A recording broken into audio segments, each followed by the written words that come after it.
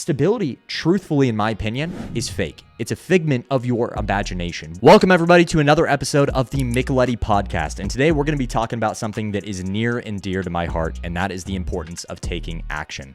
Why is it so important to take action? And I'm going to pull on the legendary man, the myth, the legend, Steve Jobs, the innovator of the cell phone. And he once said, "Ideas are worth nothing unless executed. They are just a multiplier. Execution is worth millions." Starting your business without thinking about what if it fails. When I first started my business, and it was about a year ago, August of 2022, I never once thought about what if this thing fails.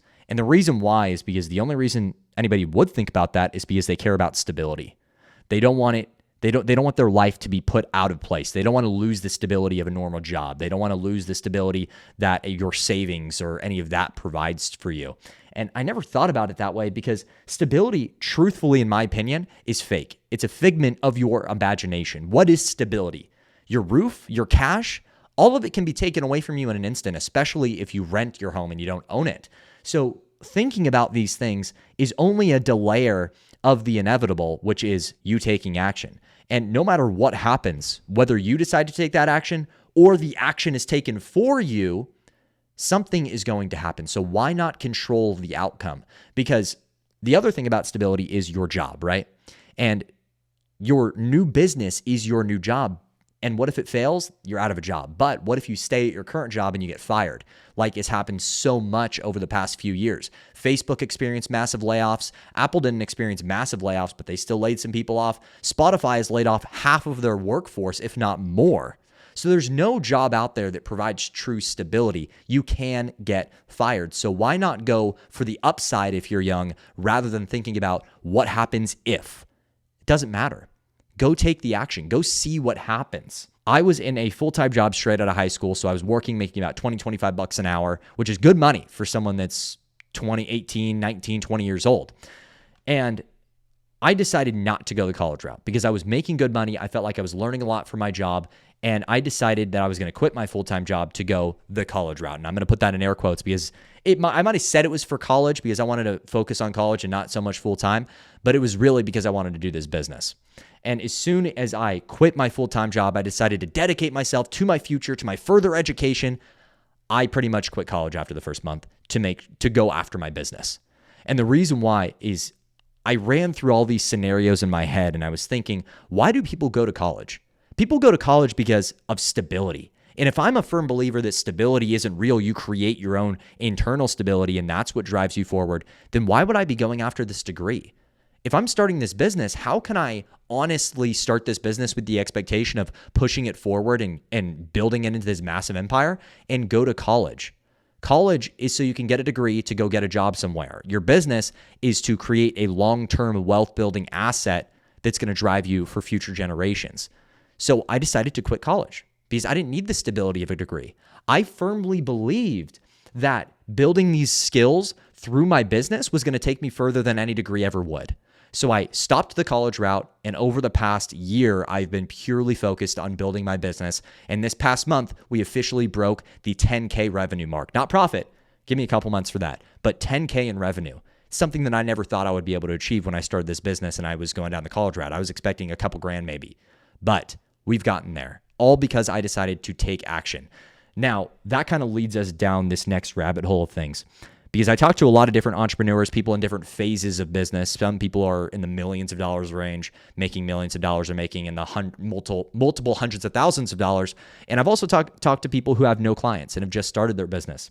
And there's two different types of fears that I think stem from a similar place. One is the fear of failure, and one is this fear of success. And I think it's important. Let's talk about the fear of failure first. I think it's important to note that failure is a pure figment of your imagination, much like stability. You never fail, you only learn. You might fail 15 times, but the reason you failed 15 times is because you haven't learned the lesson yet. When you fail, understand that this wasn't a loss. This was just a learning moment. So if you take a step back and you analyze why you failed in this particular circumstance, you can learn from it. And the next time you go after this goal or whatever you're trying to achieve, you can do better the next time. All failure is lessons of success. You'll hear it from everybody that has achieved anything worth noting. They say that failure is necessary in order to win. Alex Hormozi has a quote where he talks about a concept where he says it takes 100 no's to get that one yes. So when you're going and you're making your cold calls, you're sending out your marketing messages, you're doing these different things, expect 100 no's, but you will get that one yes because you've gotten those hundreds of no's. You will learn from each one of the no's and get better the next time until you can get that one yes. So it's just important to note that failure is not real. So stop thinking of it that way. It's only your lessons so you can win when it's your time. And the other person that I want to talk about here is Andrew Tate. And he's an extremely controversial figure. I listen to a lot of people that have different thoughts around different things. Gary Vee and Andrew Tate are probably the people I listen to the most, and they're extremely contrasting on a lot of the things that they believe. But they both have great messages. And the message that sticks in my head the most from Andrew Tate in particular is when he says, work, work, work, no results, but I'm a little bit better. Work, work, work, no results, but I'm a little bit better. Work, work, work, no results, but I'm a little bit better. And I'm sure he's not the only person that said this or coined this. He's like Winston Churchill, how every quote comes from him. But still, the way that he says it impacts me, and it's something that's always in my head. The reason that I think about this so often is because we want results like that. We think that because we've been working at this thing for 6 months to a year to 2 years, and we haven't been in that mansion or gotten that car that we want, that we failed. No. That 6 months, that year, that effort that you're putting in, that work that you're putting in is to make you better, is to grab those skills that you need to achieve the levels of success that you need to. I was at a event in July. It was WealthCon, Ryan Panetta. It was a spectacular event. And there was this speaker named Brad Lee. And he went up there and he said something along the lines of, if you want to build a 7-figure business, you got to be a 7-figure person. So why would you expect after the first year of you being in business to build this multi-million-dollar asset if you are a multi-million-dollar individual? It's stupid. It doesn't make sense. You need to be great. You need to have the skills if you want to build something great and build something that can bring value. So the work that you put in, the failures that you embrace, these lessons that you learn is what turns you in to this badass individual that can build a badass business. So just think about that concept the next time that you suffer one of these setbacks. And I put that in quotes because setbacks are really just lessons. I really want you to just shift your mindset around those things. So don't let failure be the thing that keeps you from taking that first step towards action. Then I also hear people that are scared of success. And I'm not going to talk too much about this because I think that it is complete and utter bullshit. If you're scared of winning, get out of your own ego and understand that the only people that deserve the best things in life are the people that are going to go after spectacular goals. So if you're scared of, for whatever reason, of being the best because of all the criticism that's going to come with it, dude, get over yourself. Everybody is going to judge you. If you don't want to go after success because you don't want all the attention that comes from it, then what benefit are you putting towards society? What's your purpose in life? Don't be afraid of success for any reason. We're human beings and we're put on this planet to achieve something. So go after your greatest goals and don't give yourself any excuses. So I'm not even going to talk too much about that. I've heard a lot of people that have this imposter syndrome and all this and that. No, just take the action. Stop overthinking. Take step 1 before you start thinking about step 25. The thing that I want to use to wrap all of these concepts together is never assume the outcome of what's going to happen. You have to learn from your experiences. Before you start that business, don't think that you know what's going to happen. Don't think, oh, well, it's going to fail because of X, Y, and Z reason. Or don't think, oh, it's going to succeed because of X, Y, and Z reason. Those can be reasons why not to take action. Those can be reasons to take too much action on the wrong thing. So instead, take the first step, learn from the failures, learn from the successes, and that action will lead to you becoming the valuable individual that you need to be to grow either this business or the next business or get whatever job that you want. So stop thinking too much about the outcomes and start thinking more about the action, which is going to lead to you gaining the skills to become an ultra valuable individual. Now, let's go into the next concept that I want to talk about here. When it comes to building your business, a quote always comes into my mind. And if I ever decide to start my second business, which I'm sure I will, I want to build a more purposeful business than this marketing route that I'm going down right now. This is mostly to build my skills. But when I decide to build my next business, and if I'm ever giving advice to somebody on building business, this is the thing that I tell them. If you want to go fast, go alone. If you want to go far, go together. The reason that I think about this is because when I first started this business, Micheletti Media, I understood what my limitations were, and I decided to find the people that were going to fill the gaps, that were going to strengthen my weaknesses and make my weaknesses strengths in the business. I'm someone that moves really fast through everything. I have a bunch of ideas. I'm good at taking action, but sometimes I take the wrong action because I move a little bit too fast. I'm not organized enough, and I can kind of stay stagnant because of that. So I decided to find people that were organized, that were a little bit more mild-mannered, that could balance me out. And I've had tiffs with people that I brought on that are too like me, that are too alike with my own mindset. It's part of the reason why I left my full-time job is because I was way too much like my boss. We butted heads because our strengths were the same. So I decided to find people that could fill in those weaknesses and create a more sustainable and scalable business, something where I could deliver a great client experience. So my business partner that I had back then, an extremely organized, mild-mannered individual. And I brought on my girlfriend to handle the video editing because I don't have a skill in video editing. If I tried to take that on just because I wanted the cash and wanted to take on what I was paying her into my own pocket, I would have failed. Maybe I could have gotten a few more clients and made money a little bit faster, but I wouldn't have scaled the business. I wouldn't have enjoyed myself. So understand what your weaknesses are and fill in those weaknesses with people that can buy in to you, the business, and themselves. Now, I want to talk about the importance of taking action because when I first started the business, I had absolutely no experience in what I was doing. I kind of had an idea, but I really didn't know too much about what I was going to execute on. I'd never done it at scale before. So if you're thinking about starting a business, but you're afraid to do it because it's something you've never done, guess what? You'll learn.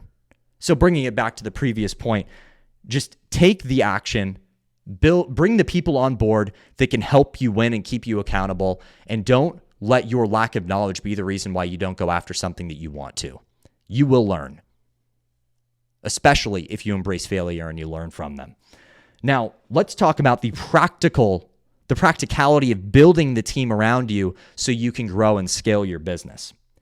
Number one is you need to know what you want the outcome to be for each position that you bring on board. If you're bringing a video editor on board, if you're bringing a social media manager on board, if you're bringing an admin position on board, someone to manage your finances and accounting, understand what the goals and expectations for that position are before you hire. Don't just hire because you think you need the position.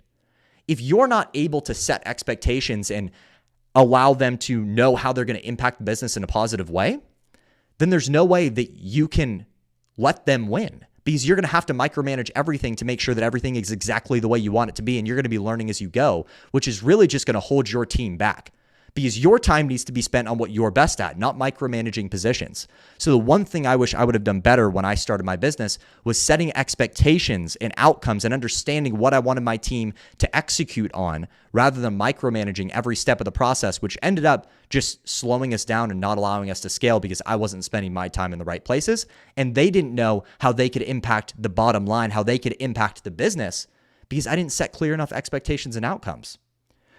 The next thing is hiring people that show commitment and dedication to all aspects of life and business.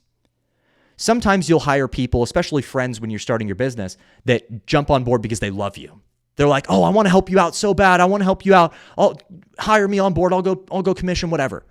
But guess what? They're not going to get the best results because they don't know about the business. They may not be dedicated to themselves. You need to hire somebody on board that's dedicated to you, the business, and their personal growth. They need to love you as an individual. They need to trust you as an individual and buy into who you are because of that personal relationship. If you're bringing a friend on board, they need to buy into the business and what you're looking to achieve through the business. And almost most importantly, their own personal growth. If they buy into their personal growth, they will 100% impact your business in a positive way. 100%. The business is built by the people that are within it. So if you bring on people that are committed to being the best selves that they can be, they will impact the business in a positive way, because the more badasses that you have in your business, the more badass your business will be in turn. So if you're bringing people on board, make sure that they're dedicated to you, and even people that you don't know. When you're having that first interview with them, make sure that you vibe with them. Make sure you connect with them. If you feel like you can build this personal relationship with them and you feel like they connect with you on a little bit of a deeper level than surface, then I guarantee they're going to be a longer term employee, because they have another reason to work hard. They have another reason to stay on board. Buy into the business, which is the outcome that you're looking to achieve, which is why it's so important to highlight why you started the business, to be able to articulate why you started the business and why you are looking to achieve great goals. If you're able to articulate that to your team, I guarantee that they will be way more bought in to what you're trying to achieve, and they'll get better results. I just had a meeting with my team this week where I had to reiterate. I didn't have to, but I decided to reiterate the importance of what we're looking to achieve. And my team had smiles on their faces the entire time that I was going through this, because it gets people excited to hear about these business outcomes and what you're looking to achieve. It gets them more bought in. So make sure that they're able to be bought into the business. And then lastly, themselves. Make sure that they have some personal goals they're looking to accomplish. If they're chill with where they're at and they don't really care about growing, guess what? You're getting the best out of them day one. They're not going to grow with you in the business. Do you want to run a business that doesn't grow, or do you want to run a business that goes to the moon, that goes to Mars, that goes to the next universe? You want to build the best. So if you want to be the best, make sure that you're bringing on employees that can strive to be their best and want to strive to be their best. Now, to tie this all together, once again, I want to go over a concept that has been taught to me by my mom. It's been taught to me by other business professionals. It's been something that's in my ear all the time, and it's about choosing your hard. It's hard to be a solopreneur. It's hard to run a team. It's hard to work the job that you're working because you hate it. It's hard to start a business because there's more risk. Choose the hard. Running a team allows you to build something bigger than just yourself. It allows you to make more than money. It allows you to feel more fulfilled with what you're accomplishing. And if you want to take massive action, the best way to do it is to surround yourself with a team that also wants to take massive action. Think about this concept for a minute. If you have 12 working hours in your day, the rest of the 12 are spent eating, personal hygiene, personal health, and sleeping. You have 12 hours that you can work on your business, that you can take massive action. But if you bring on an additional 3 people that can work 8 hours, let's say 8 hours, they're not going to work 12. They're not as bought in as you. Understand that. They're working 8 hours. That's an additional 24 hours per day of work that's getting done. So think about just that math, just the base level of math of how much faster and how much bigger your business can grow when that amount of action is being taken. You're literally like 2 to 3xing how much can get done in your business. So I am a big proponent of running a team rather than going at it yourself. So just completely understanding that you can only do so much when you're alone, and you might be able to get through that first level of hard in business, which is getting your first couple clients, which is executing, getting some referrals, doing that thing all on your own. But what about each level of hard after that you have to get through, that you have to get past? What about the adversities that come with each different level of business? When you get your first 5 clients, okay, depending on your business, that might be easy to execute on. Okay, I'm taking my calls here. I'm able to execute here. I can do that in my 12-hour workday, and maybe do some other things as well. But what about when you start to scale to 10 clients, to 20 clients? You can no longer handle that on your own and deliver an excellent experience. And also, as you grow your businesses and as you're bringing in more money, different challenges will come your way. Do you have any experience managing finances? Do you have any experience handling volume of sales calls? Are you great at marketing? Do you have the time to do all those things and service your clients at a high level, which allows you to continue running your business, which allows you to continue bringing in that recurring revenue? The answer is probably not. So understand that, yes, you might be able to take that first level of action and break through that first barrier of hard, which is getting that first couple clients. But as you start to scale, as you start to make more money, there will be more challenging situations. And if you'll build a badass team underneath you, and you buy into being a leader, and you buy in to bringing people on board that have different strengths and are able to fill in the gaps of your weaknesses, you will be able to go to level 10 in the game rather than staying at level 1 or 2. So that is all we have for today's episode of the Micheletti Podcast. I appreciate you guys for coming on board. I hope you got some value from it, especially if you're a beginning level entrepreneur. And I would love to hear you guys' feedback on what you want to hear more from this podcast. So without further ado, go hustle, get some cool shit done, and I'll see you guys on the next episode. Thank you very much.